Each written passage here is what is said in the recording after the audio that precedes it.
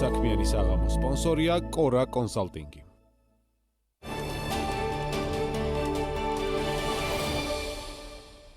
$2025 წლის ივნისის მდგომარეობით საქართველოს საერთაშორისო სავალუტო რეზერვები $103 მილიონი გაიზარდა და $4 მილიარდ 700 მილიონი შეადგინა ვრცლად რამდენიმე წუთში. ეკონომიკის სამინისტროს ცნობით ჩინეთიდან მგზავრების რაოდენობა წლიურად 45%-ით გაიზარდა, ხოლო მიმდინარე წლის 5 თვეში ზრდა 90%-ს აჭარბებს. სამინისტროს მიერ გამოქვეყნებული სტატისტიკით 2024 წელს ორ ქვეყანას შორის საჰაერო გზით გადაყვანილი იქნა 57184 მგზავრი, რაც 2023 წელთან შედარებით 45%-ით გაზრდილი მაჩვენებელია. თბილისში მეტროვარკეთილის სარემონტო სამუშაოების დასრულების ვადა კიდევ ერთხელ ამჯერად უკვე 2025 წლის 17 ნოემბრამდე გახანგრძლივდა. ამას ითვალისწინებს კონტრაქტი, რომელიც სახელმწიფო შესყიდვების სააგენტოს ვებგვერდზე გამოქვეყნდა. შესაბამისად, პროექტის მთლიანი ხარჯი დახრილი გვირაბის რემონტთან ერთად 16,5 მილიონ ლარამდე იზრდება. ადგილზე სამუშაოებს ჟპს ბადა კონსტრაქშენი ახორციელებს.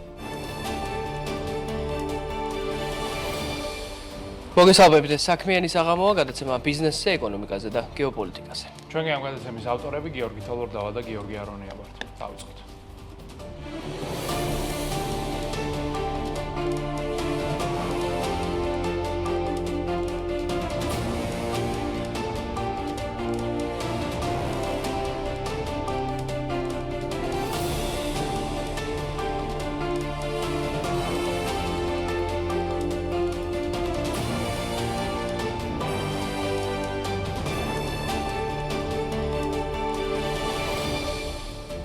ეროვნულმა ბანკმა სავალუტო რეზერვების სტატისტიკა განაახლა. 2025 წლის ივნისის მდგომარეობით საქართველოს საერთაშორისო სავალუტო რეზერვები თვიურად $103 მილიონი გაიზარდა და $4 მილიარდ 700 მილიონი შეადგინა, რაც წინა წლის ანალოგიურ პერიოდთან შედარებით $7 მილიონით მეტია. სავალუტო რეზერვების მატებას ნებისმიერ უცხოური ვალუტის შესყიდვას უკავშირდება, რომელიც ბოლო პერიოდში მკვეთრად გაუფასურებულ დოლარს დიდი რაოდენობით ყიდულობს. წლის დასაწყისიდან მაისის ჩათვლით, მაგალითად, სების წმინდა შესყიდვებმა 613 მილიონი შეადგინა, თუმცა დოლართან ერთად სავალუტო რეზერვები საკმაოდ დიდი, კერძოდ 16%-იანი წილით წარმოდგენილია ოქრო, რომლის ყიდვით სებმა $250 მილიონ არარეალიზებული ამონაკები ნახა. საქართველოს პროკურატურამ ცეცხლსასროლი იარაღის დაუდევრად შენახვის ფაქტზე საზღვაო ტრანსპორტის სააგენტოს დირექტორის ალექსი ახვლედიანის ბრალის ოფიციალურად წარდგენა გადაწყვეტა, რაც სასჯელის სახით თავისუფლების 3 წლამდე ვადით აღკვეთას ითვალისწინებს. პროკურატურის თანახმად მის საგარეჯოში მდებარე სახლში აჭარის მთავრობის ყოფილმა თავმჯდომარემ თორნიკე რიჟვაძემ ცეცხლსასროლი იარაღი ფანჩატურიდან სახლში სტუმრის საძინებელ ოთახში გადაიტანა და თვითკვლევას სცადა. დღეს გავრცელებული ინფორმაციით რიჟვაძის მდგომარეობა კვლავაც სტაბილურად მძიმეა უარყოფითი დინამიკის გარეშე. გუშინ საღამოს გამართულ სასამართლოზე ბიზნესმენ გიორგი რამიშვილს 70,000 ლარის ოდენობის გირაო შეეკვანდა. ბრალდებული ბიზნესმენი სასამართლოს ხდომის დარბაზიდან გაათავისუფლეს, რადგან მოსამართლის თქმით გიორგი რამიშვილის მიმავლის საფრთხე მინიმალურია. მიუხედავად ამისა, პროცესი ჯერ არ დასრულებულა, ხოლო წინა სასამართლოს ხდომა 26 აგვისტოს დაინიშნა. ბიზნესმენ გიორგი რამიშვილს ბრალი ოფიციალურად გუშინ წარედგინა. პროკურატურა მისთვის აღკვეთის ღონისძიების სახით პატიმრობის შეფარდებას ითხოვდა. ქართველი ბიზნესმენი თბილისის საერთაშორისო აეროპორტში დააკავეს, როცა რენტგენოს სკანერით შემოწმებისას მასზე შენახვის უფლებით რეგისტრირებული პისტოლეტი, მჭიდი და საბრძოლო ვაზნები აღმოუჩინეს, რომელთაც მართლსაწინააღმდეგოდ ატარებდა. გიორგი რამიშვილი საქართველოს ერთ-ერთი უმსხვილესი ბიზნეს ჯგუფის Silk Road ჯგუფის დამფუძნებელია. მის საკუთრებაშია ქვეყნის მეორე უმსხვილესი მობილური ოპერატორი Silknet, არაერთი პრემიუმ კლასის სასტუმროს მფლობელი Silk Real Estate, ციფრული ბანკი Silk Bank და ტელეკომპანია Euronews. გიორგი რამიშვილი ასევე არის საქართველოს ერთ-ერთი უმსხვილესი ნავთობრეალიზატორი კომპანიის Visolis 15.5%-იანი წილის მფლობელი. 2025 წლის 4 თვეში საქართველოს მოსახლეობა მობილურ კავშირ გამოლობაში რეკორდული მოცულობის ნახავდა. 284 მილიონი ლარი გადაიხადა, რაც წლიურად 16 მილიონ 700,000 ლარით, ანუ 6%-ით გაიზარდა. როგორც კომუნიკაციების კომისიის ანგარიშს ვიგებ, ჯამში საქართველოში 5 მილიონ 663,000 აბონენტი არის რეგისტრირებული და თავადის მაჩვენებელი წლიურად 170,000-იან ზრდას აჩვენებს. საანგარიშო პერიოდში ყველაზე დიდი შემოსავალი მაგთის აქვს. რომელმაც 134 მილიონი მიიღო. მეორე ადგილს თითქმის 100 მილიონიანი შემოსავლით სილქნეტ იკავებს, როცა მესამე ადგილზე 59 მილიონიანი შემოსავლით სელფის ვხედავთ. ასეთივე განაწილება აბონენტების მიხედვითაც და რეალურად შემოსავლის ზრდა დიდწილად სწორედ აბონენტების რაოდენობის დასტანაა დაკავშირებული, მაგრამ ყველა ოპერატორის შემთხვევაში ასევე გაზრდილია ერთი მომხმარებლიდან ერთი თვის განმავლობაში მიღებული შემოსავალი. საქართველოს კომუნიკაციების კომისიის თავმჯდომარემ ბიზნესმენმა კახა ბექაურმა ქონებრივი დეკლარაცია შეავსო. კომუნიკაციების მარეგულირებულ კომისიას ბექაური 2017 წლიდან ხელმძღვანელობს, პარალელურად კი სუპერმარკეტების ერთ-ერთი ყველაზე დიდი ქსელის ორი ნაბიჯის მსხვილი წილის მფლობელი რჩება. ქონებრივი დეკლარაციის თანახმად კახა ბექაურის შემოსავლის უდიდესი ნაწილი სწორედ ორი ნაბიჯიდან მიღებულ დივიდენდზე მოდის, რამაც გასულ წელს 20.5 მილიონი ლარი შეადგინა, რაც წლიურად 2.300.000 ლარითაა გაზრდილი. უშუალოდ კომუნიკაციების კომისიის თავმჯდომარის პოსტზე გასულ წელს კახა ბექაურმა 202.100 ლარის ანაზღაურება მიიღო, ანუ ის ერთ-ერთი ყველაზე მაღალ ანაზღაურებადი საჯარო მოხელეა. საქართველოს მთავრობაში საკადრო ცვლილებები გრძელდება. როგორც გასულ კვირას გახდა ცნობილი, განათლების მინისტრად კიბი მიქანაძე დაინიშნა. მოგვიანებით კი სამმა მოადგილემ თანამდებობები დატოვეს. დღეს განათლების მინისტრის მოადგილედ სვიად გაბისონია დაინიშნა, რომელსაც განათლების მენეჯმენტში მრავალწლიანი გამოცდილება აქვს. ბოლო წლებში გაბისონია საქართველოს ეროვნულ სამეცნიერო ფონდს ხელმძღვანელობდა, მანამდე კი წლების განმავლობაში სხვადასხვა უნივერსიტეტებში იყო დასაქმებული. თხილის მწარმოებელთა ასოციაციის ინფორმაციით, თხილის ბუჩქების უეცარი ხმობის პრობლემა პიკშია, ხოლო დღეს ზოგიერთ ბაღში ხმობის კოეფიციენტი 50%-ზე მაღალიც კი არის. თხილის მწარმოებელთა ასოციაციის აღმასრულებელი საბჭოს თავმჯდომარის მერაბ ჭითანავას შეფასებით, ზარალის სავარაუდო მოცულობა საუბარი ახლა შეუძლებელია, მაგრამ თავად პრობლემა ყველაზე მწვავედ სამეგრელოში დგას. პარალელურად ფერმერი წელს შარშანდელთან შედარებით თხილის უფრო დიდ მოსავალს ელოდება, ასევე პოზიტიური მოლოდინია ფასთან მიმართებითაც. სიტუაცია ნელ-ნელა ხდება, ყოველწლიურად უარესი შედეგი გვაქვს, ვრცელდება თავიდან დაიწყო უცხო ურჯიშებზე, მხოლოდ იყო გავრცელებული, შემდგომ გადავიდა ასევე ჩვენს ადგილობრივ ქართულ ჯიშებზე. ჩვენ 2 წლის წინ სოფლის მეურნეობის სამინისტროს სამეცნიერო კვლევითი ცენტრის და სოფსაბჭოს უნებლობის სააგენტოს მხარდაჭერით ჩამოვიყვანეთ თურქი მკვლევარები, შარშან ჩამოვიყვანეთ იტალიელი მეცნიერები, ქართველი მეცნიერები და ლაბორატორიები იკვლევენ პროცესს, მაგრამ ძალიან კომპლექსური პრობლემაა. კონკრეტული ფუნდამენტური მიზეზი თუ რის გამო ხდება ასეთი სწრაფი ხმობა ხეების, რომელიც ფაქტობრივად პირველი დაავადების ნიშნიდან დაახლოებით 10 დღეში მცენარე მთლიანად ხმება. ეს ხდება ძირითადში ივნისის პერიოდში. დანარჩენი პერიოდი ჩვეულებრივად საზრდოობს ხერას ფერმერისთვის კატასტროფულია, ჩვენ ხარჯები უნდა გაუწიოთ, უნდა მოუაროთ თხილის ბალს და მე აღმოჩნდება, რომ ხე ფაქტობრივად მოსავლის აღებამდე ერთი თვით ადრე მთლიანად გახმება. ქვეყანაში ხილის დეფიციტის და მზარდი ფასის გავლენის საკონსერვო საწარმოები მუშაობის განსხვავებულ რეჟიმზე გადაეწყნენ. საგაზაფხულო ყიმამ ბლის, ალუბლის, მარწყვის, ტყემლისა და მაყურის კულტურები და აზიანარის გამოც ქვეყანაში ნედლეულის დეფიციტი შეიქმნა. დეფიციტურ პროდუქტებზე ფასები კი იმდენად გაიზარდა, რომ საწარმოების უმრავლესობამ შესყიდვაზე უარი განაცხადა.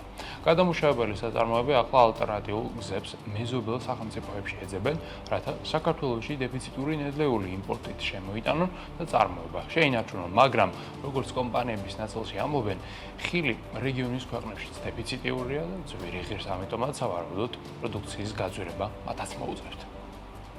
მოლაპარაკება გვაქვს ახლა აზერბაიჯანთან, თურქეთთან, სომხეთთან, მაგრამ იგი იქაც ანალოგიური სიტუაციაა. ანალოგიური სიტუაცია და როგორ გადაწყდება მინიმუმ უდამზადდება და გადამუშავდება ეს წვენი მინიმუმ გაორმაგებული ფასეჭრიობაზე. აი ეს არის ჩვენი პროგნოზი. მაყვალ ფიზიკურად არ არის და აცალუბალი. ალუბალის ფასი გაორმაგებულია და კიდევ ორმაგერო გადაიხადა და მაყვალის ფასს რაც შეეხება უკვე მაყვალის ბაღების ამოცვლა ხდება სხვა კულტურების. ამიტომ ძალიან ჭირს Google Analytics-ის მონაცემებით 2025 წლის პირველ ნახევარში სააგენტო BMG სტატიები მკითხველებმა 19 მილიონჯერ წაიკითხეს, რაც წინა წლის ანალოგიურ პერიოდთან შედარებით 42%-ით მეტია. უშუალოდ ივნისში BMG-ის სიახლეებს მკითხველები 2.700.000 ჯერ გაეცნენ, რაც წლიურად 16%-ითაა გაზრდილი. ამ სტატიებს გასულ თვეში სულ 539.000 მკითხველი გაეცნო, რომელიც სააგენტოს ვებგვერდზე უმეტესად საქართველოდან, ამერიკის შეერთებული შტატებიდან, გერმანიიდან, იტალიიდან, რუსეთიდან, საბერძნეთიდან და საფრანგეთიდან სტუმრობს. საქართველოში შექმნილ რეალობაზე, ქვეყნის ეკონომიკაზე და ბიზნესზე საუბარი BMG-ზე საქმიანი საღამოს დასრულების შემდეგაც გაგრძელდება, რადგან სწორედ ეს თემა შეარჩია თელარა გელანტიამ წერტილის დღევანდელი ეპიზოდისთვის, რომელიც საღამოს 10-ის ნახევარზე დაიწყება. ვნახოთ გადაცემის ანონსი, რომლის შემდეგ მოგიყვებით თუ რა ხდება ბირჟებზე. ცეცხლსასროლი იარაღის მართლსაწინააღმდეგო ტარებისთვის დაკავებული ბიზნესმენი გიორგი რამიშვილი 70.000 ლარიანი გირაოს სანაცვლოდ გათავისუფლებულია. ცეცხლსასროლი იარაღით დაჭრილი თორნიკე რიჟვაძის ჯანმრთელობის მდგომარეობა სტაბილურად მძიმეა. რისის სიმპტომებია მსგავსი ფაქტები.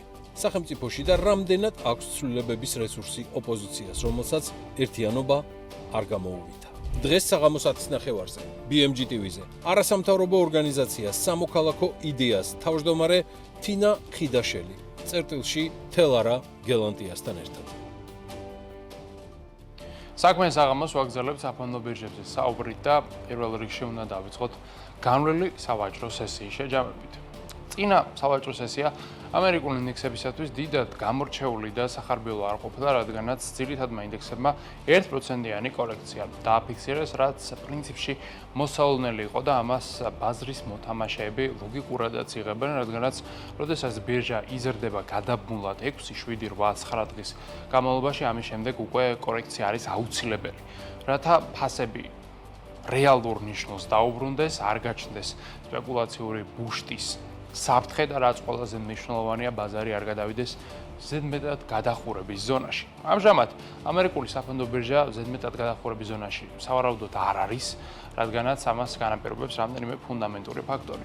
ერთ-ერთი პირველი და ყველაზე მნიშვნელოვანი ფაქტორი ის არის, რომ S&P 500 ინდექსში შემავალი კომპანიების აბსოლუტური უმეტესობა ამჟამად იმყოფება მოგებაზე. თანაც უბრალოდ არა კვარტალურ მოგებაზე, არამედ რეკორდულ მოგებაზე. ანუ მარტივად რომ გითხრათ, ამერიკულ კომპანიებს თავიანთი არსებობის ისტორიაში ასეთი მაღალი შემოსავლები და მოგება არასოდეს არ ჰქონიათ. ეს კი იმ ყველაფრის და იმ დაძაბულობის ფონზე, რაც მსოფლიოში არსებობს და თუ კი რა თქმა უნდა ეს დაძაბულობა გაქრება და რისკები შემცირდება, ამითი ამ კომპანიების შემოსავლები რა თქმა უნდა კიდევ უფრო მეტად გაიზრდება და სწორედ ეს მოლოდინი არის ის, რაც დღეს საფონდო ბირჟას აღმასვლისაკენ ამოძრავებს და რატომაც ხედავთ, რომ ბოლო 2 კვირის განმავლობაში ამერიკული საფონდო ბირჟა უკვე მიყოლებით ყოველ მესამე-მეოთხე დღეს აღწევს ახალ რეკორდულ ნიშნულს.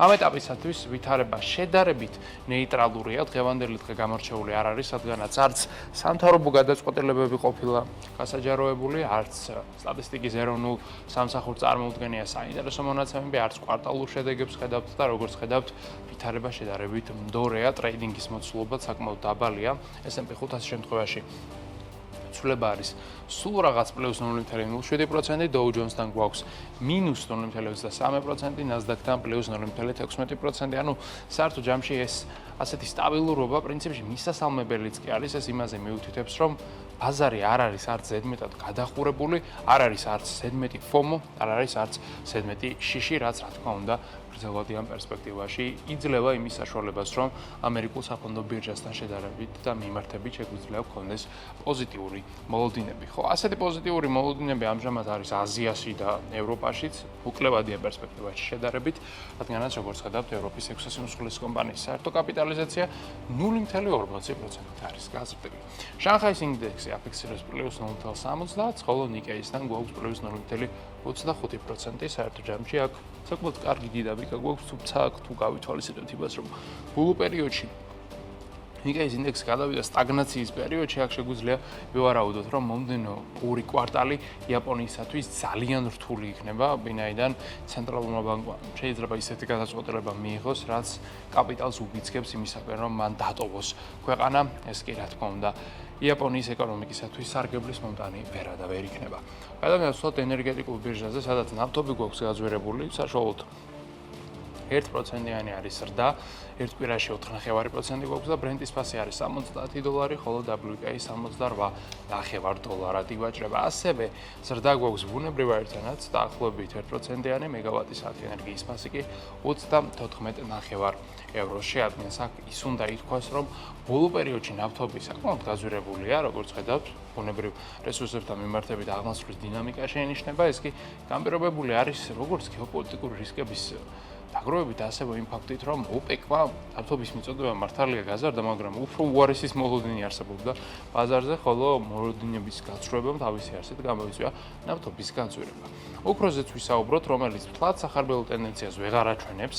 რეკორდული ზრდის ეპოქა შეგვიძლია ვთქვათ, რომ უკვე დასრულებულია 1%-იან ვარდნავს ხედავთ და ამჟამად უნცია მეტალის ფასი არის $3,299. ამ მცირედი კორექციის მიუხედავად, როგორც ხედავთ, გრძელვადაში ოქროს მაინც ძალიან კარგი შედეგი აქვს და ეს შედეგი არის +29.5%. კრიპტოინდუსტრიას რაც შეეხება, ამ მიმართულებით კორექცია გვაქვს, ეს კორექცია არის საშუალოდ 3%-ის ფარგლებში და ინდუსტრიის საერთო შეფასებაში ადგენს $3.420 მილიარდ. ბიტკოინის ფასი ამ ეტაპზე არის 108,200, ხოლო ეთერიუმის ფასი არის 2500. აქ ცვლილებები არის უბრალოდ მინიმალური, როგორც ხედავთ, მცირედით არის ეთერიუმი გაზვირებული, ბიტკოინი კი უძრავადაა, ხოლო კაპიტალიზაცია ეთერიუმის არის 309 მილიარდი, ბიტკოინთან კი $2.152 მილიარდი. თავად ეს სტაბილურობა პრინციპში არის მისასალმებელი, რადგანაც ზოგადად ისტორიულად კრიპტოინდუსტრიას სჩვევია მერყეობა, ვოლატილობა, მაგრამ ბოლო პერიოდში ეს ყველაფერი შეიცვალა, რაც პრინციპში არის განპირობებული ინსტიტუციური კაპიტალის შემოდინებით კრიპტობირჟაზე, რადგანაც როგორც ვიცით, უკვე ძალიან მსხვილი ინვესტორები, მათ შორის BlackRock, Vanguard, State Street და მსგავსი ორგანიზაციები დიდი რაოდენობით ბიტკოინისა და ეთერიუმის ETF-ებს ყიდულობენ, ხოლო ეს ინვესტორები ცხადია წინა უკან არ ვაჭრობენ ამ აქტივებით, მათ გრძელვადიანი ჰოლდინგებისა და თავიანთი ETF-ებისათვის სჭირდებათ ეს აქტივები, ხოლო როდესაც ასეთი სერიოზული კაპიტალი შედის აქტივში, როგორც წესი, მისი ფასი ხდება უფრო მეტად სტაბილური და დროსთან ერთად სავარაუდოდ კრიპტობირჟა კიდევ უფრო მეტად სტაბილურ აქტივების კლასად ჩამოყალიბდება. აქვე ლონდონის საფონდო ბირჟაზეც უნდა ვისაუბროთ. დავიწყოთ საქართველოს ბანკის ჯგუფით, რომელმაც დღესაც დააფიქსირა +1.72% და ის უკვე იმყოფება რეკორდულ ზონაში, როგორც ხედავთ, საქართველოს ბანკის შეფასება ასეთი მაღალი ისტორიაში არასოდეს ყოფილა. TBC-საც პოზიტიური შედეგი აქვს +0.42% და ამ შემთხვევაშიც ძალიან კარგი დინამიკას ხედავთ, ისიც იმყოფება რეკორდულ ზონაში და საერთო ჯამში ბოლო პერიოდში ქართულ კომპანიებს ძალიან კარგად აქვთ საქმე. აქ უნდა ვისაუბროთ ჩვენს ეროვნულ ვალუტაზეც, რომლის კურსიც დოლართან მიმართებით არის 2.71. ევროს კურსი გვაქვს 3.18, ხოლო სტერლინგის კურსია 3.69. ანუ დოლართან მიმართებით ბოლო პერიოდში ლარი მყარდება, ხოლო ევროსთან და სტერლინგთან ამ ბოლო სავაჭრო სესიაზე ასევე ხედავთ გამყარების დინამიკას, თუმცა გრძელვადაში ლარს თლად სახარბელო მათთან არ აქვს საქმე. აქვე ლარში ინვესტირების შესაძლებლობაზე უნდა ვთქვათ ორივე სიტყვა, რომელსაც შეგვთავაზობს Foresight Investment Group. ეს არის Foresight-ის ლარის ფონდი, რომელიც საშუალებას გაძლევს თანხაგანათებსებაში და ამით მიიღოთ ფინანსური სარგებელი, რომელსაც სულობად წლიურად საშუალო სტანდარტულად შეადგენს 8.90%, ხოლო ანგარიზე 50,000 ლარზე მეტი სქონის შემთხვევაში სარგებლის მოსულობა აღწევს 10%. ეს არის წლიური ამონაგები, რომელიც თქვენ გარიცხებათ ყოველდღიურ ფორმატში, ხოლო Foresight Investment Group არის ეროვნული ბანკის მერეგულირებული საინვესტიციო კომპანია. მოკლედ ესეთი ვითარება გვაქვს ჩვენ ამ წუთებში გლობალურ საფონდო ბირჟებზე, საქმე საღამოს კი სხვა მნიშვნელოვანი საკითხებით ვაგრძელებთ. დღევანდელ საქმიან საღამოში ტრადიციულად ბევრს ვისაუბრებთ საფონდო ბირჟებთან მომიჯნავე თემებზე, მათ შორის გლობალურ ბიზნესში მომხდარ ამბებზე. ბევრი სიახლეებს ვრცელდება გლობალური ტექნოლოგიური გიგანტებიდან, მათ შორის ერთ-ერთი უკავშირდება Google-ს, რომელიც მორიგ ჯერზე კიდევ ერთხელ დააჯარიმეს რამდენიმე 100 მილიონით, აგრეთვე მოგიყვებით Revolut-ის შესახებ, რომელიც მსოფლიოში ყველაზე დიდი და ყველაზე ცნობილი პრინციპში ნეობანკია, რომელსაც ვერა და ვერა უყია გაერთიანებულ სამეფოში სრული საბანკო ლიცენზია, აგრეთვე მოგიყვებით თუ რა ხდება TikTok-ის თავს. დღეს საქმიან საღამოში აგრეთვე ვისაუბრებთ გეოპოლიტიკაზე, ვინაიდან ამ მიმართულებით სიახლეები არ გვაქვს და არანაკლებ დატვირთული იყო განსული 24 საათი მსოფლიოსათვის იმასთან შედარებით, თუ რასაც ხედავთ გავლილი კვირების განმავლობაში ყველა მნიშვნელოვან სიახლეს, რასაც ყურადღება უნდა მივაქციოთ, გაგაცნობთ რამდენიმე წუთში. როგორც რუსეთ-უკრაინის ომის დაწყებიდან მალევე თავის დროზე ჯერ კიდევ 2022 წელს ითქვა, BlackRock-ი, რომელიც აქტივების მმართველი მსოფლიოს უდიდესი კომპანია, დააფუძნებდა საკუთარ ფონდს, რომლის მიზანი ინფრასტრუქტურის განვითარება იქნებოდა მათ შორის უკრაინის ტერიტორიაზე, მაგრამ მას შემდეგ გავიდა ძალიან დიდი დრო და რეალურად არც არაფერი ითქვა ამ ფონდთან დაკავშირებით, მისი პრეზენტაცია აგერ ახლა უკვე ივლისში უნდა გამართულიყო, მაგრამ როგორც ჩანს, ეს ყველაფერი სიმართლეს აღარ შეესაბამება. ახლა საქმე საღამოში მოგიყვებით, მართლაც აპირებს თუ არა BlackRock-ი უკრაინაში უკრაინის განვითარების ფონდის დაფუძნებას. მსოფლიოს უდიდესმა აქტივების მმართველმა კომპანია BlackRock-მა, რომელიც უკრაინის აღდგენის მიმართულებით რამდენიმე მილიარდი დოლარის ინვესტირებას გეგმავდა, როგორც ჩანს, ეს ამოწყება სულ მცირე დროებით დააპაუზა.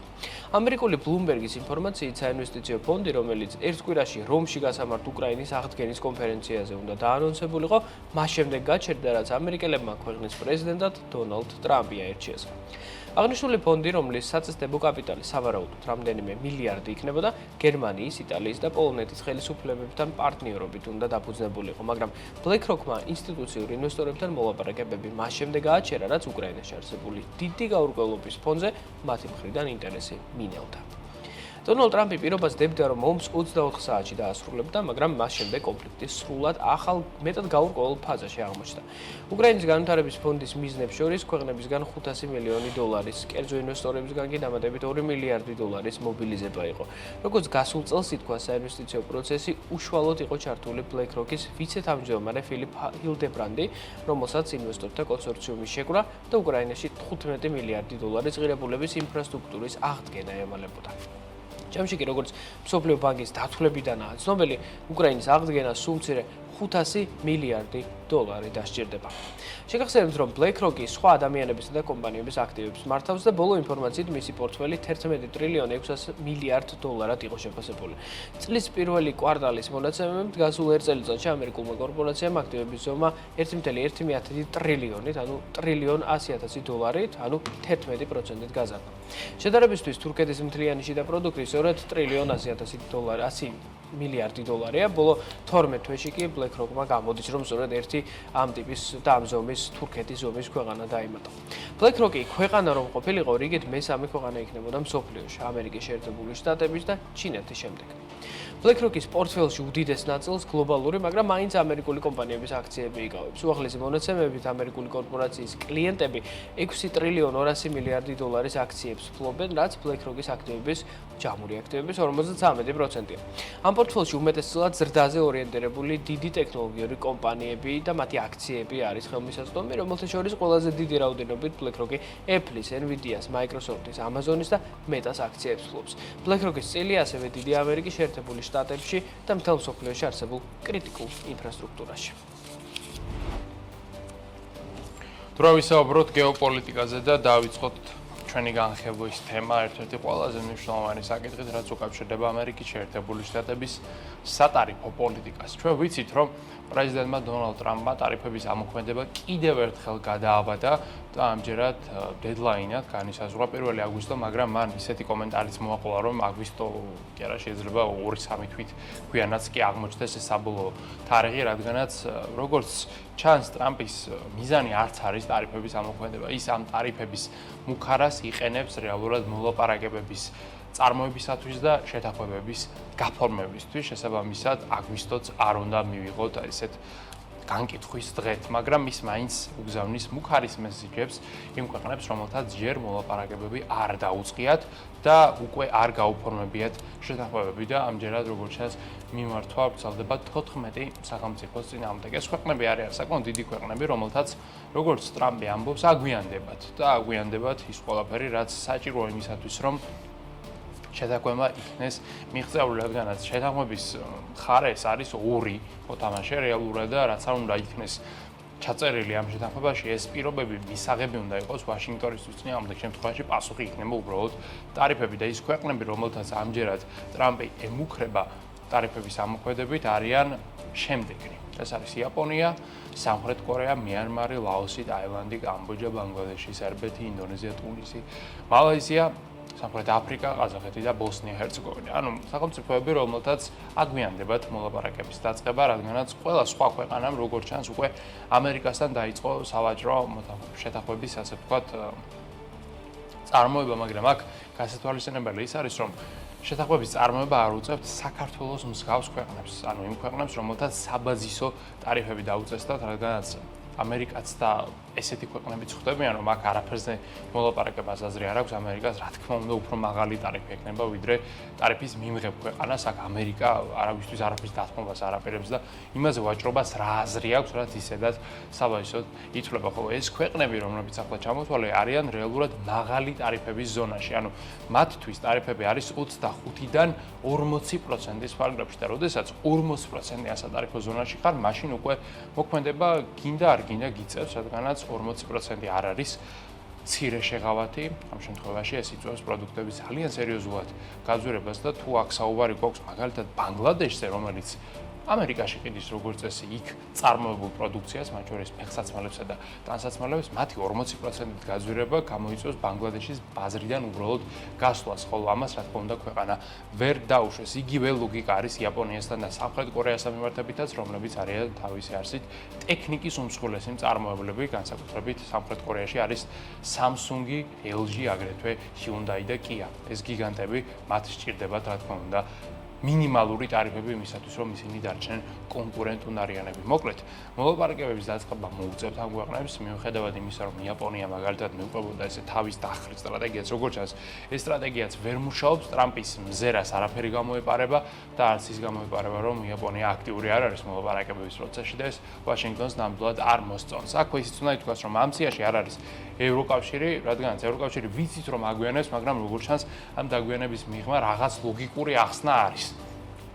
ანუ სავარაუდოდ საგარეო მინისტრებისა და ვაჭრობის მინისტრების დონეზე მოლაპარაკებები მიმდინარეობს და ალბათ სწორედ ევროკავშირთან მოლაპარაკებების გაჭიანურება გახდა ის მთავარი მიზეზი, რატომაც ტრამპს მოუწია 9 ივლისის დედლაინის გადატანა 1 აგვისტომდე, ანუ რეალურად პასუხი უნდა გვცოდნოდა ჩვენ ხვალ, მაგრამ გავიგებთ მას დაახლოებით 1 თვეში. თუმცა პარალელურად ამისა იმ ქვეყნების გარდა, ვისაც ელაპარაკება ამერიკის შეერთებული შტატების პრეზიდენტის ადმინისტრაცია, არსებობენ ესეთი ქვეყნები, რომელთაც ტარიფებით ემუქრება პირიქით დონალდ ტრამპი და შეიძლება დაუწესეს დამატებითი 10%-იანი ტარიფი. რეალურად აქ საუბარია რამდენიმე ქვეყანაზე, მათ შორის არის BRICS-ის წევრი ქვეყნები, რომელთაც დონალდ ტრამპი ადანაშაულებს ანტიამერიკული პოლიტიკის გატარებაში, რაც პრინციპში ასე ჰოლისტურად თუ შევხედავთ, ციცურე არ არის, რადგან BRICS-ის მთელი შექმნის იდეა იყო თავის დროზე ის, რომ რაღაცნაირად მეორე ეკონომიკური პოლუსი გაჩენილიყო სამყაროში, რომელიც სწორედ ეკონომიკური მიზეზების გამო შეიქმნა განვითარებადი სახელმწიფოების მიერ,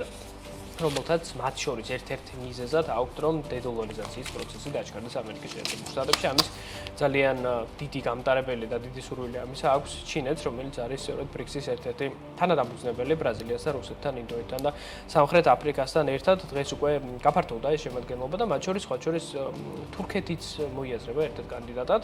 თურქეთის შემთხვევაში არ ვიცი ჩვენ ეს რადგანაც ჯერჯერობით არ არის ეს მაშინ ტრამპი იქნება, არ იქნება და ტარიფები იქნება თუ არა შესაბამისად ჩაითვლება თუ არა საერთოდ თურქეთი ან რა ვიცი ნებისმიერი სხვა ქვეყანა ინდოეთი მაგალითად როგორც ანტიამერიკული პოლიტიკის გამტარებლად ესეც ამის თურქეთისთვის ძალიან რთულია ნატოს წევრობიდან მომდინარე. რა თქმა უნდა და ისედაც ძალიან მშვენი და თან შინაარსობრივად მსგავსი მართლობის სისტემები აქვთ რაღაც ლიდერების კუთხით და რამე დაჯდებიან, დასხდებიან მაგასთან და მოილაპარაკებენ ერთ-ერთზე ამის უნარი აქვს როგორც ტრამპს ასევე ერდოღანს და ცხადია, სწორედ ასე ექმნიან ისინი საკუთარ რეალ პოლიტიკას, რადგან ესეთი არის ის მიდგომა, რომელიც მათ აქვთ არჩეული. ასევე, მოკლედ, ალბათ ეს ყველაფერი ისევ და ისევ მიდის იქამდე, რომ ეს არის მოლაპარაკებების ფარგლებში დამატებითი ბერკეტი, რომ ძალაუფლება მოვიპოვოთ, სავარაუდოდ, რადგან შეიძლება ძალიან დიდი ქვეყნები არ არის, მათ შორის ჩინეთი არის მნიშვნელოვანი, რომელთანაც დონალდ ტრამპი პარალელურად აწარმოებს მოლაპარაკებებს და შეიძლება ეს ერთ-ერთი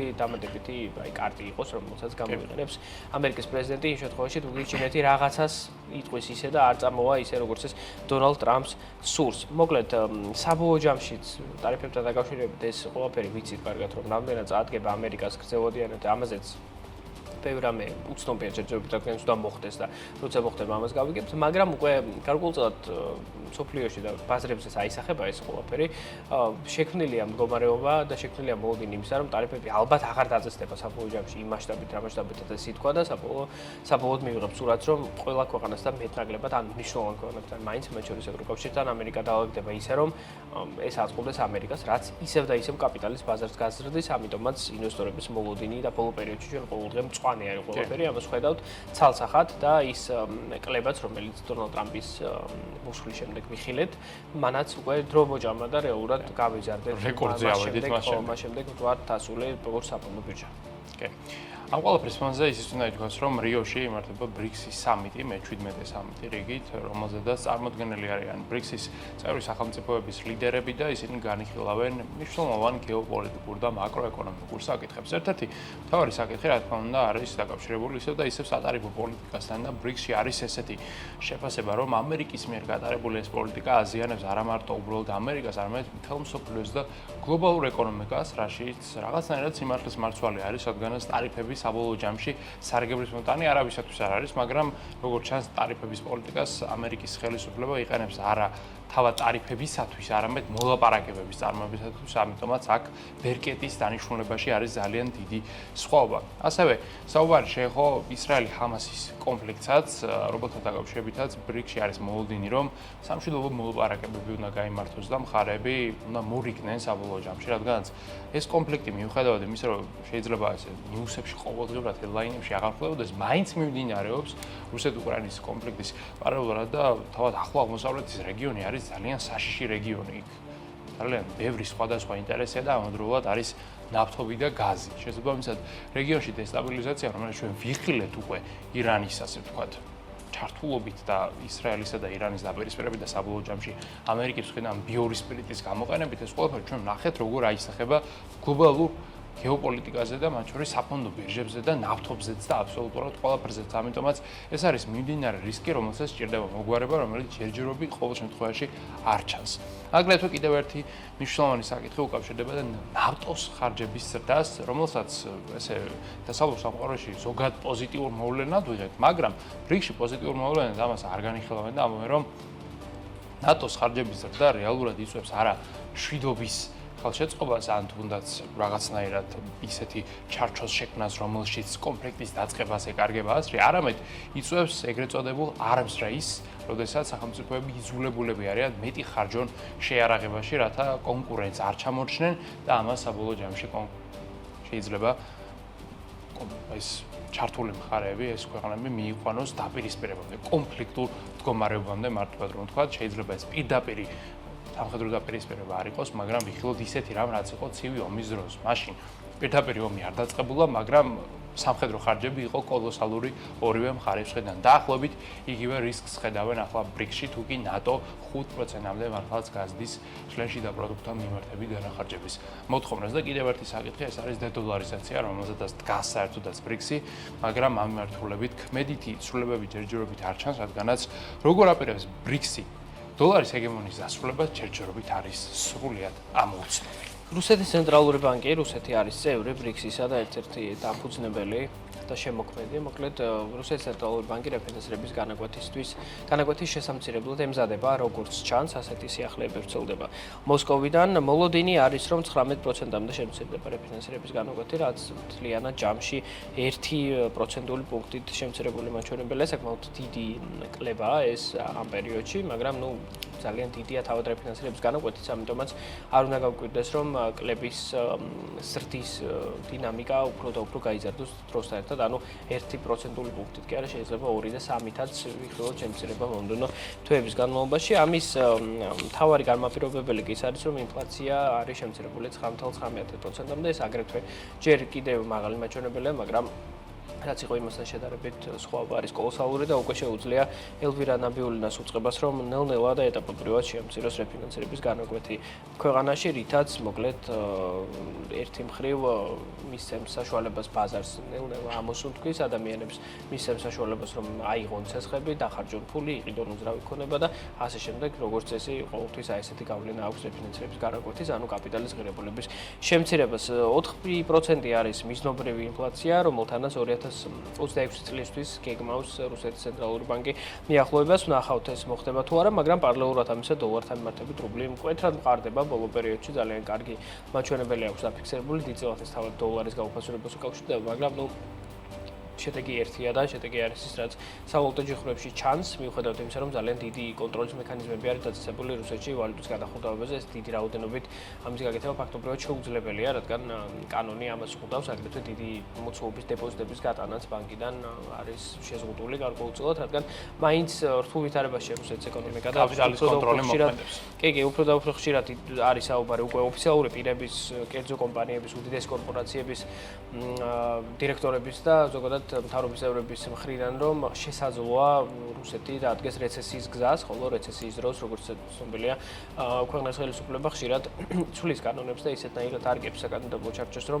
ყველანაირი კონტროლი მოიპოვოს ეკონომიკაზე, რათა რაც შეიძლება მალე ის დაბუსტოს საწინააღმდეგო მიმართულებით და პირიქით რეცესიის ნაცვლად ეკონომიკის და მთლიანში და პროდუქტის ზრდა მივიღოთ. კი, მთლიანში და პროდუქტის ზრდა ომის პერიოდში ზოგადად არის შესაძლებელი და თუკი ისტორიული მონაცემების დაუკვირდებით დავინახავთ, რომ მოკლევადიან პერსპექტივაში ომი ეკონომიკისთვის არის პოზიტიური, რამდენადაც უცნაურად არ უნდა ჟღერდეს, რადგანაც იზრდება სამთავრობო ხარჯები, წარმოების ინდუსტრია იმატებს, აგრეთვე სამხედრო ინდუსტრიაც წინ მიდის და მთლიანში და პროდუქტის ზომავს ყველაფერს და ამ ყველაფრის ხარჯზე რომ ბიუჯეტიდან ძალიან დიდი ფული იხარჯება უშუალოდ წარმოების მხარეს, ანუ აუთპუტის მხარეს, სწორედ ამიტომაც ხედავთ, რომ მთლიანში და პროდუქტი იზრდება, მაგრამ ეს ყველაფერი არ არის რეალური ეკონომიკური ზრდა, რადგანაც ის არის ხელოვნური ფაქტორებით განპირობებული. აქვე ხელოვნურ ზრდაზე უნდა ვისაუბროთ უკრაინას ამემართებითაც, რომელიც აპირებს ქვეყანაში დრონების საწარმოების განვითარებას. ეს ძალიან დიდხნიანი პროექტია, რომელზედაც მსჯელობა უკვე კარგი ხანია მიმდინარეობს და კონტრაქტები გაფორმდა დანიურ და ამერიკულ კომპანიებთანაც, რომლებიც სავარაუდოდ ძალიან მალე დაიწყებენ უკრაინაში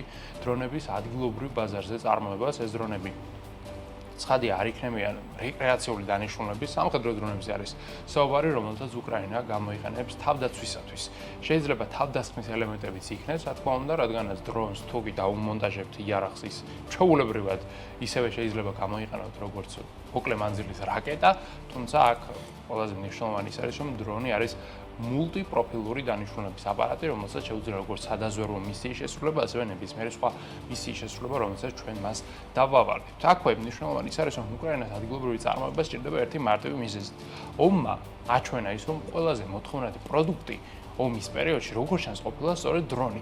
თავიდან ასეთი გაცვლები არ არსებობდა, თავიდან ყველას ეგონა რომ ყველაზე მოთხოვნადი იქნებოდა სავარაუდოდ ჯავშნოსანი ტექნიკა, ტანკი, ქვემეხი, ან თუნდაც ჯაველინი ან სხვა მსგავსი რა, მაგრამ რეალობა ისეთი აღმოჩნდა, რომ ყველაზე მოთხოვნადი აღმოჩნდა სწორედ დრონი და ამიტომაც სწორება არის სწორედ დრონების წარმოებაზე, რადგანაც თავად დრონების წარმოება ტექნიკურად რთული არ არის. ამის ნოუ-ჰაუ არსებობს, საკმაოდ დიაფადად შეიძლება წარმოება, განსაკუთრებით იმის გათვალისწინებით, რომ ამ პროცესის დაფინანსებაში აქტიურად იქნება ჩართული თავად უკრაინის ხელისუფლება, რომელიც სავარაუდოდ დიდ სუბსიდიებსაც გამოყოფს საკუთარი სამხედრო წარმოების მხარდასაჭერად.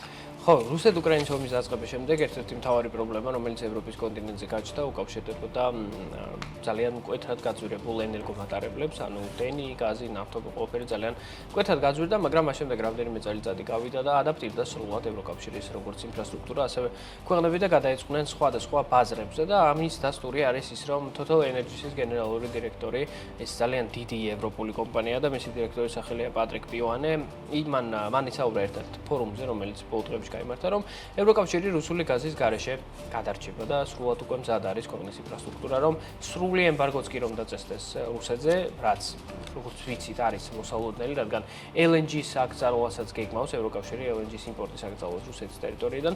შესაბამისად, რაც გათხევადებული აირია, შესაბამისად სრულად რუსეთის გარეშე დარჩება ევროკავშირი და ამ დროს უკვე იძულებული იქნება ყველა ქვეყანა, რომ საკუთარ რესურსებს და უკვე იმ ნავთობს, გაზს და სხვა რესურსებს დაეყრდნოს, რაც შემოდის ერთადად ამერიკის შეერთებული შტატებიდან და კატარიდან ბოლო პერიოდში, რადგან რუსეთის უდიდესი ნაწილი და რუსეთიდან შემომავალი იმპორტი ერთადად ამ ორმა ქვეყანამ ჩაანაცვლეს, მაგრამ აგრეთვე მნიშვნელოვან წელს იკავებს აზერბაიჯანი, რომელიც დაახლოებით 10%-ს აწუდის ნავთობისა გლობალური კი არა და ევროკავშირის მოხმარებისა, რაც საკმაოდ დიდი მაჩვენებელი დამსახურებელი, აგრეთვე თუ კი კაბელი აშენდა მართლაც წყალქვეშა შავი ზღვის, მაშინ უკვე საქართველოს მიიღებს ელექტროენერგიის ექსპორტის მიმართულებით წვლილს, როგორც გამტარებელი, ასევე თუ კი ჰესები აშენდა და ჭარბი ელექტროენერგია ქონდა, მაშინ ელექტროენერგიას ევროკავშირში გავყიდით კიდევაც და ბევრი დიდი გადაწყობა მიმდინარეობს რეალურად ინფრასტრუქტურის, ენერგეტიკული ინფრასტრუქტურის მიმართულებით და შეიძლება ითქვას, რომ თუ კი ევროკავშირი სრული გაზგარში მართლა გადარჩა, მაშინ ბაზრებზე იმედის ახალი ნაპერწკალი გაჩნდება და დადასტურდება ის, რასაც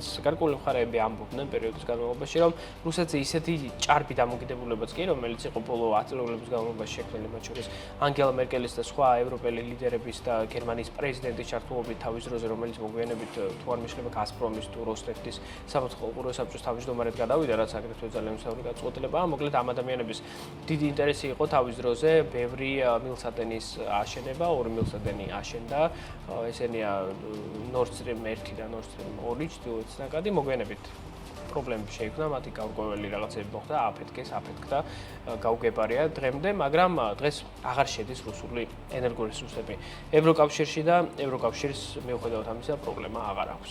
ხო, რუსული ენერგორესურსები მიდის ჩინეთში, რომელსაც საკმაოდ დაძაბული ურთიერთობა აქვს უკვე ევროკავშირთან.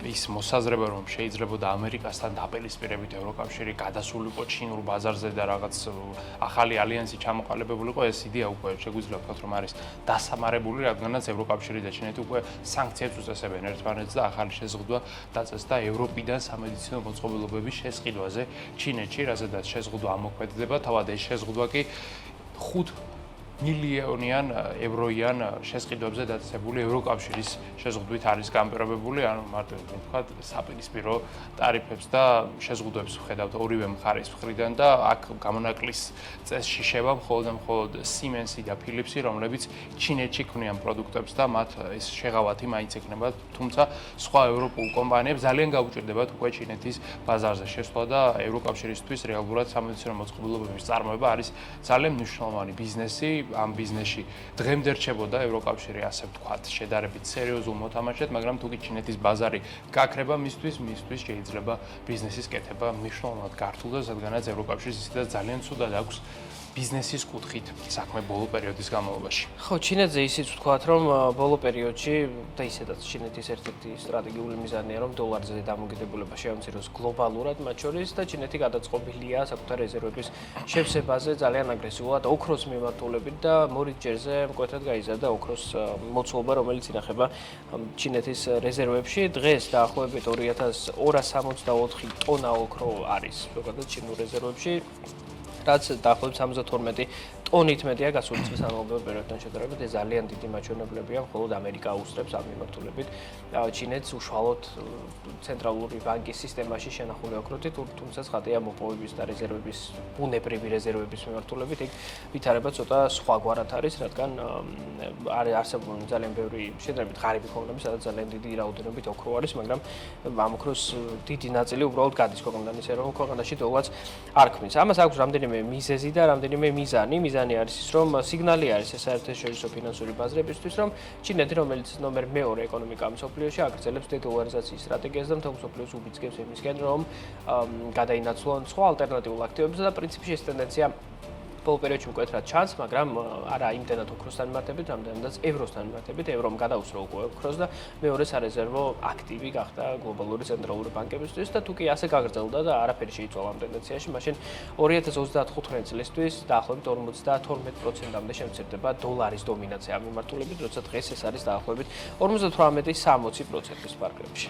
და ჩინეთიდან კიდევ ერთი სიახლე ისმის, ეს უკავშირდება ლავუბუს მწარმოებელ კომპანიას, რომელიც არის Pop-Mart-ის სახელი ცნობილი, თავად ეს არის სათამაშო, რომელიც ბოლო პერიოდში ვირუსულად გავრცელდა, დარწმუნებული რომ მისი ფოტოები ერთხელ მაინც გინახავთ სოციალურ მედიაში და როგორც ჩანს, ამ კომპანიის მიმართ ჩინეთის კომუნისტურ პარტიას აქვს და ისეთი საერთო განწყობა და ჩინეთში ასეთი განწყობები, როგორც წესი, კრახით სრულდება ნებისმიერი კომპანიისათვის, აქ Pop-Mart-ი იქნება თუ Alibaba მნიშვნელობა არ აქვს. ხოლო ამას თავად განაპირობებს კომპანიის საცალო გაყიდვის პრაქტიკა, რადგანაც ის ყიდის რეალურად საიდუმლო ყუთებს, საკოლექციო ვარათებს, რომელთა შემცველობაც მოხარებისათვის წინასწარ არის უცნობი და თავად ეს უცნობობის ფაქტორი არის ერთ-ერთი მთავარი მიზეზი, რატომაც ყიდულობენ მას მოხარებლები, მაგრამ აქ ერთი ის არის, რომ ეს არ მოსწონს ეს დამოკიდებულება ზოგადად ჩინეთის მთავრობას, რომელიც ყველაფერს არეგულირებს ზოგადად ქვეყანაში და ჩინეთში ისე ხდება ყველაფერი, რასაც იტყვის პარტია შესაბამისად თუ კი ისინი მართლაც მიზნად ამოიღებენ ფოფმარტს, სავარაუდოდ ამ კომპანიის ვითარება წავა ძალიან ცუდი მიმართულებით, როგორც ვიხილეთ ჩვენ ეს ალიბაბასთან მიმართებით, თუმცა მიუხედავად ამისა, კომპანიას ბოლო პერიოდში მაინც ძალიან დიდი ზრდა აქვს, რაც მისი პროდუქციის ვირუსულად გავრცელებით არის გამდევრებული. ჩინეთიდან უნდა გადავინაცვლოთ სამხრეთ კორეაში და მოგიყვეთ ძალიან საინტერესო გადაწყვეტილების შესახებ, რომელიც კორეის ხელისუფლებამ მიიღო.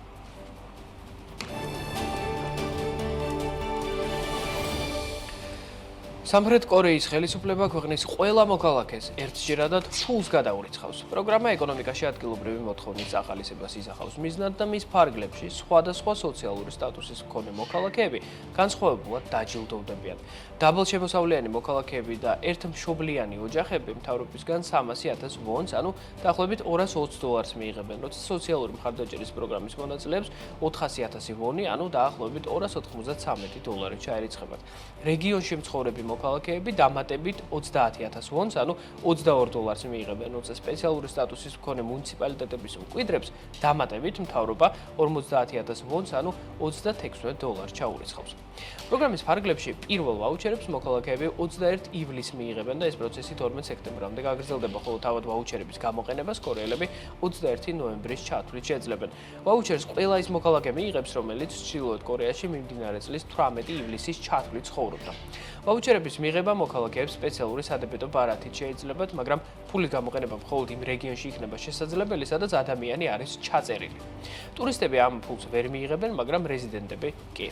უფასო ფულის დარიგების მეორე ტალღას ხელისუფლება შემოდგომაზე გეიმავს. აი ესეთი ამბები ისმის სამხრეთ კორეაში. ჩვენ კი მოსახული კიდევ ბევრი გვაქვს, ვნახოთ ახალი ამბების მოკლე კოლაჟი, რომლის შემდეგ მოგიყვებით და გეტყვით თუ რა ხდება გლობალურ ბიზნესში.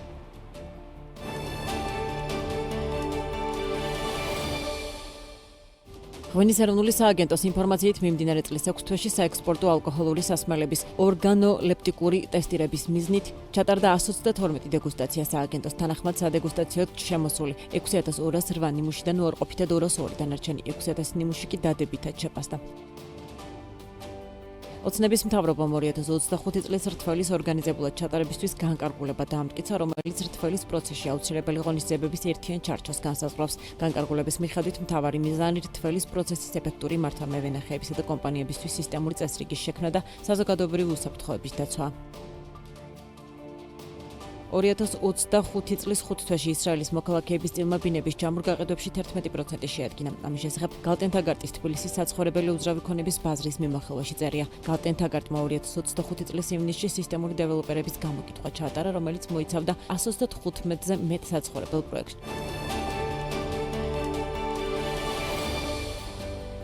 Τώρα გლობალურ ბიზნესზე ვისაუბროთ და პირველი სიახლე უკავშირდება ჩინურ ტექნოლოგიურ გიგანტს ByteDance, რომელიც ფლობს პლანეტის ყველაზე სწრაფად მზარდ სოციალურ ქსელს TikTok-ს.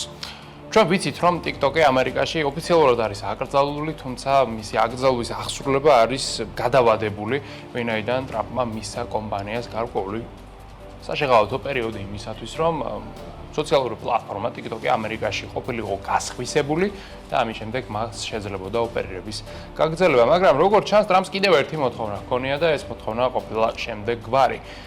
ByteDance უნდა შეექმნა TikTok-ის ანალოგი ახალი აპლიკაცია ამერიკისათვის.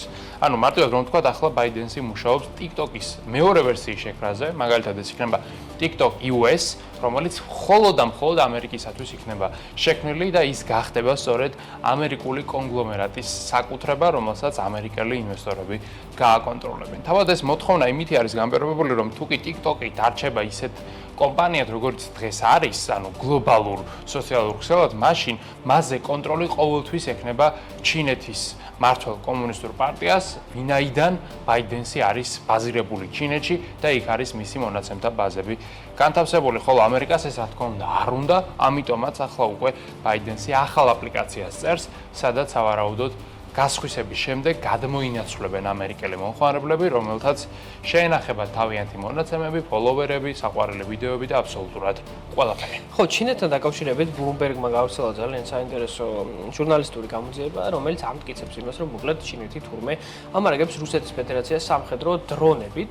ეს ცხადია, ოფიციალური წყაროებით არ არის დადასტურებული, მაგრამ Bloomberg-ი ავტორიტეტული გამოცემაა და წერს ასეთ რამეს, რომ ჯერ კიდევ მას მერე რაც ომი დაიწყო, ძალიან აქტიურად ერთ-ერთი რუსული კომპანია, რომელიც არ არის ესე ცნობილი, Aerohit ქვია მას, ის დაუკავშირდა არაერთ ჩინურ ფირმას, ჩინურ კომპანიას, რომელთანაც დაიწყო მოლაპარაკებები იმის თაობაზე, რომ მათ საკუთარი know-how, ცოდნა, ტექნოლოგიური აღჭურვილობები და რაღაცეები გადმოიტანონ ნაწილობრივ რუსეთის ფედერაციაში, მაგრამ თან ჩინეთშიც დაამზადონ დრონები, რომელსაც მოგვიანებით რუსეთს მიაწვდიან და ამას გამოიყენებს რუსეთი უკვე უკრაინის ტერიტორიაზე. რადგან რუსეთს ამის რესურსი როგორც ცნობილი არ აქვს. ისინი ცხადია რაღაცა რაოდენობით დრონებსაც და ყველაფერსაც აწარმოებენ, მაგრამ არ აქვს ომში მყოფ ქვეყანას ამის რესურსი.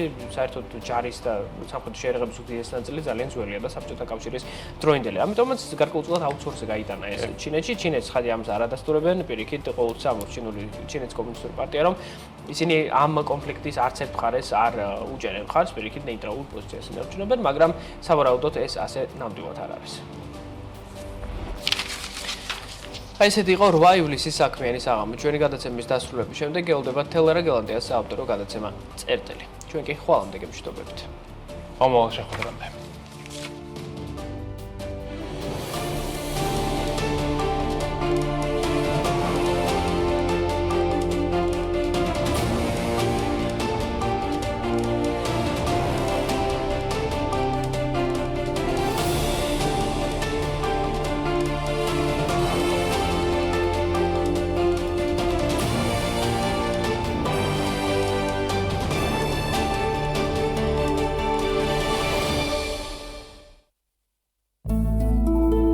საქმიანი საღამო სპონსორია კორა კონსალტინგი.